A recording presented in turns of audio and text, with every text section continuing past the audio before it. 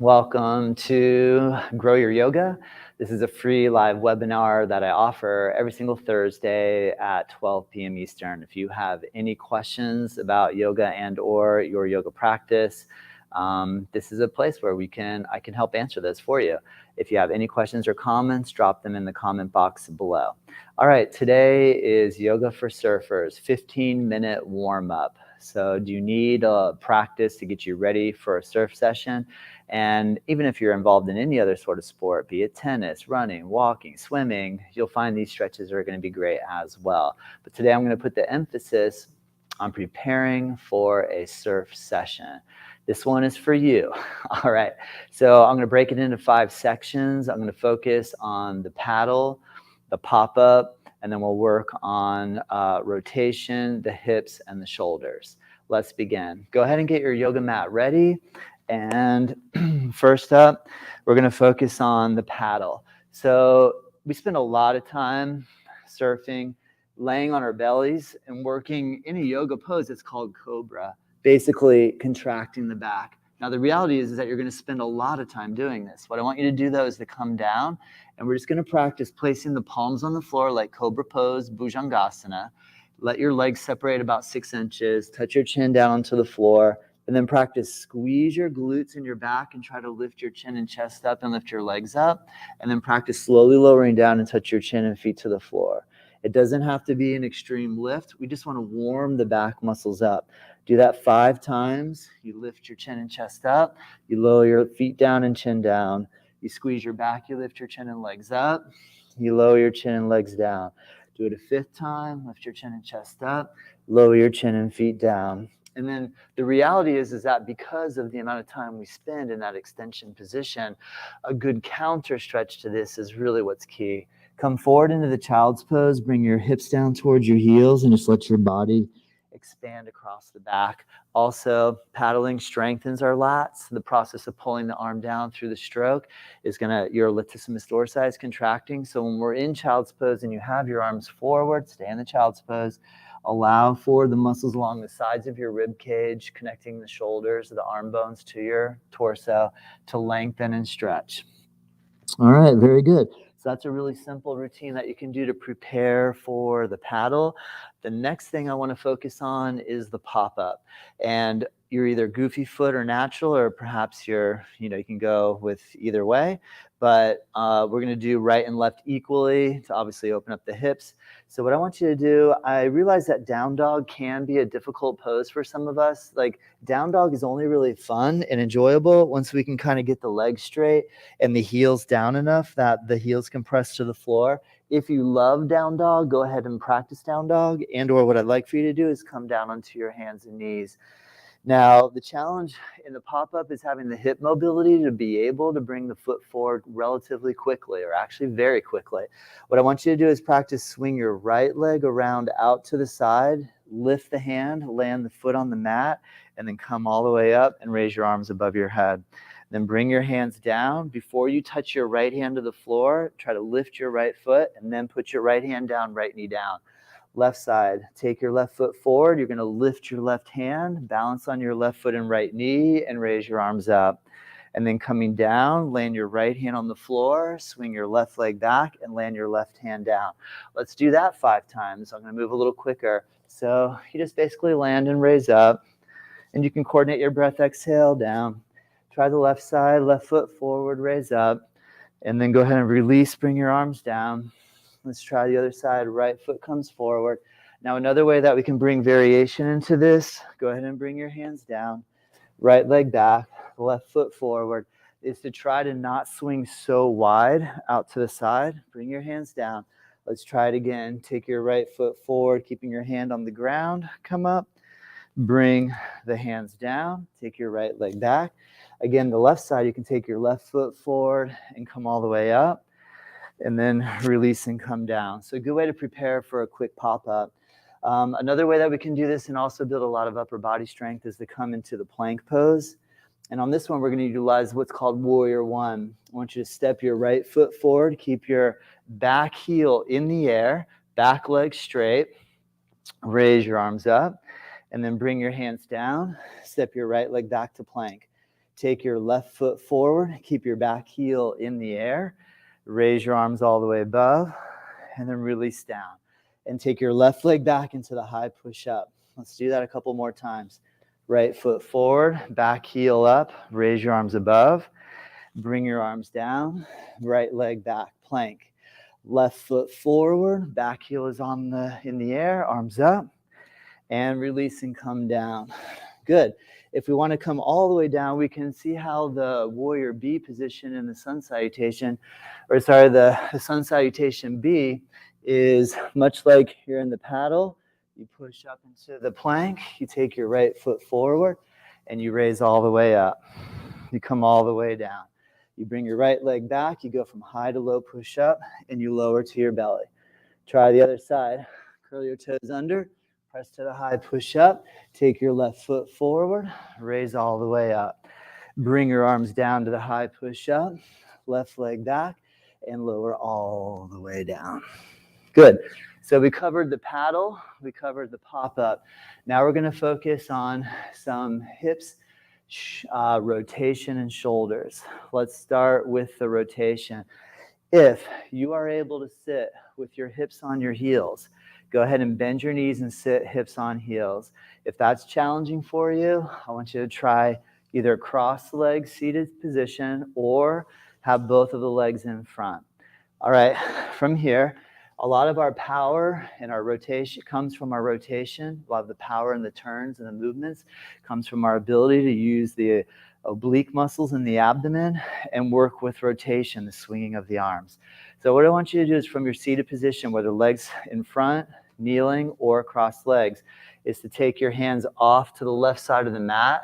This is going to combine that stretch of the lats like we talked about, and then come all the way up and just switch your hands to the other side of the mat. So we're just working some simple forward bending stretching and creating this rotational movement.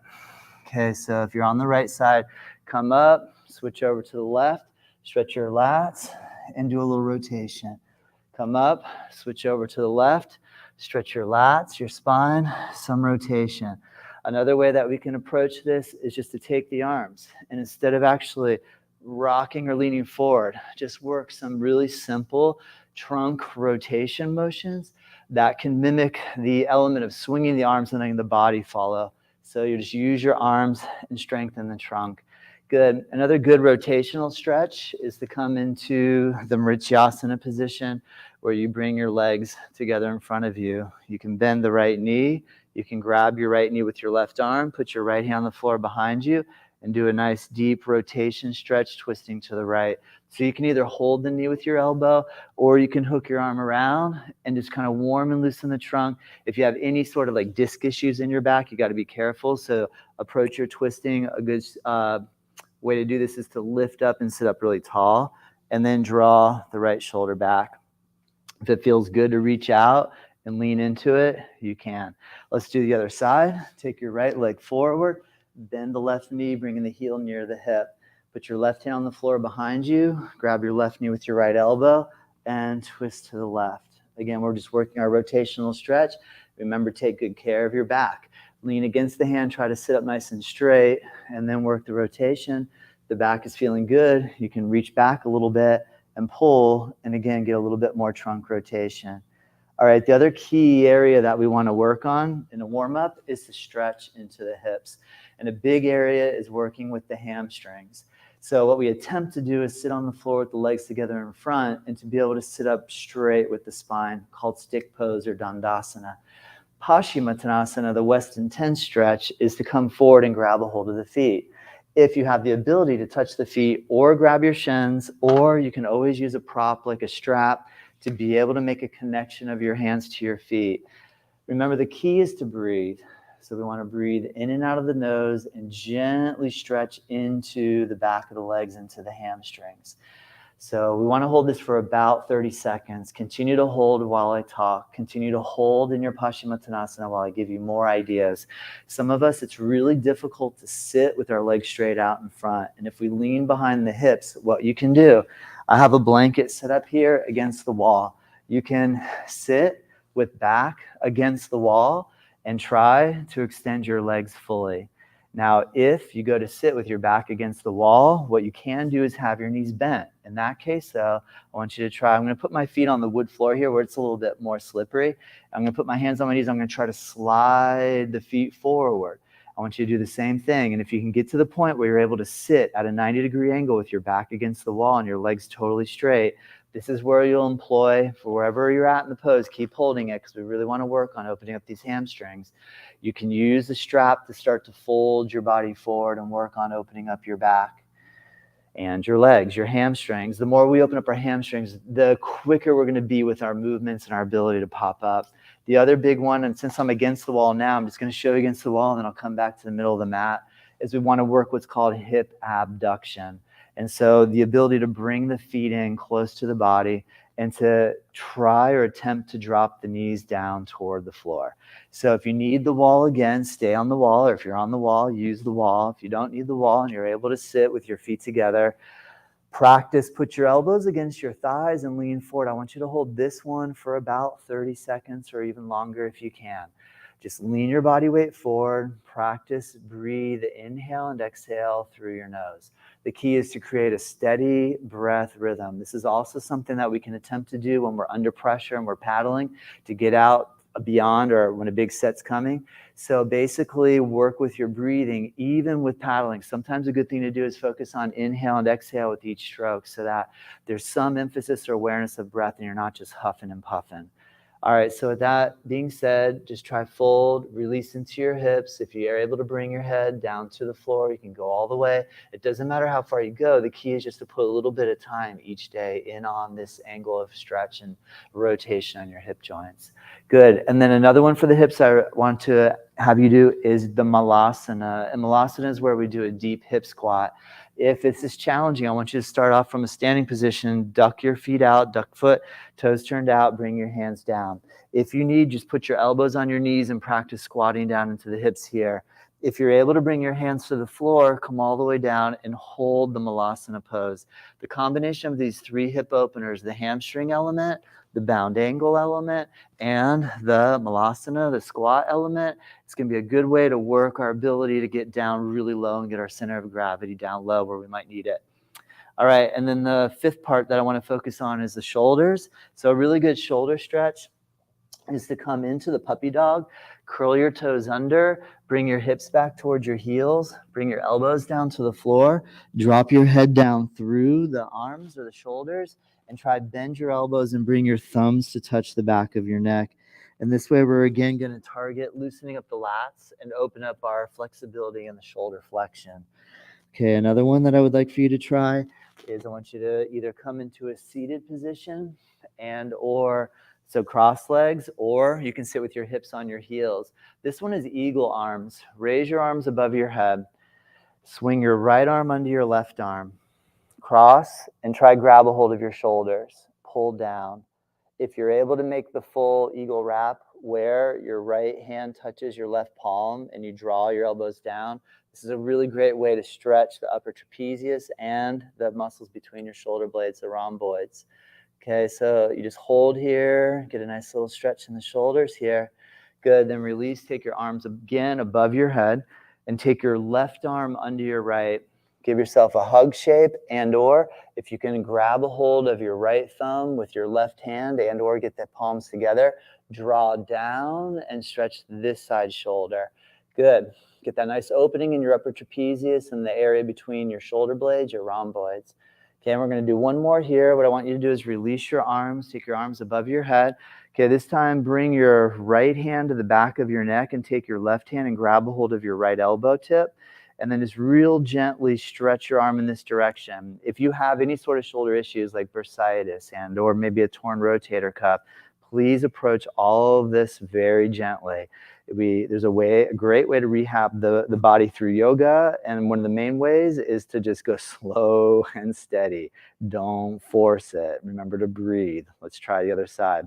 Release your right arm, take your left arm above, put your left hand on the back of your neck, take your right hand to grab a hold of your left elbow tip and draw down. Stretch this left side shoulder, loosening up the rotation ability. Continue to breathe. This is called external rotation in the left shoulder. And we just kind of use a little bit of pressure. Just go as far as you can. If you're not going as deep as I am, don't worry. Just a little bit of practice every day, and you'll be shocked at how much your body can open up.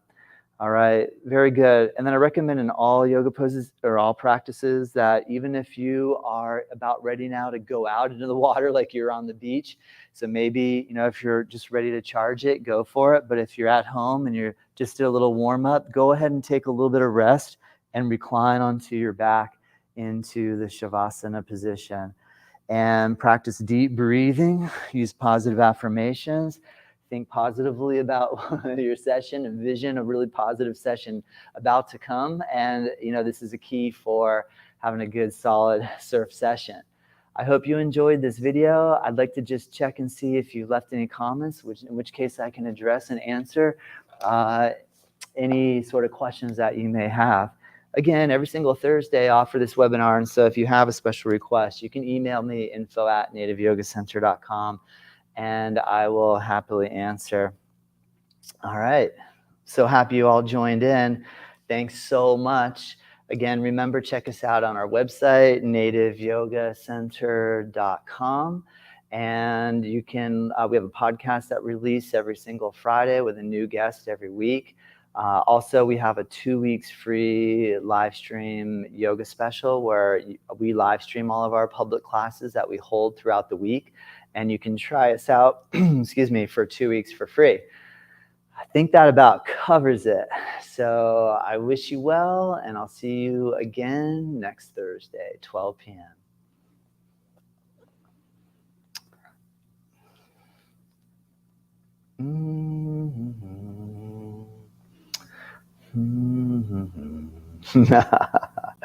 Thank you. I appreciate it. Thanks for the comment.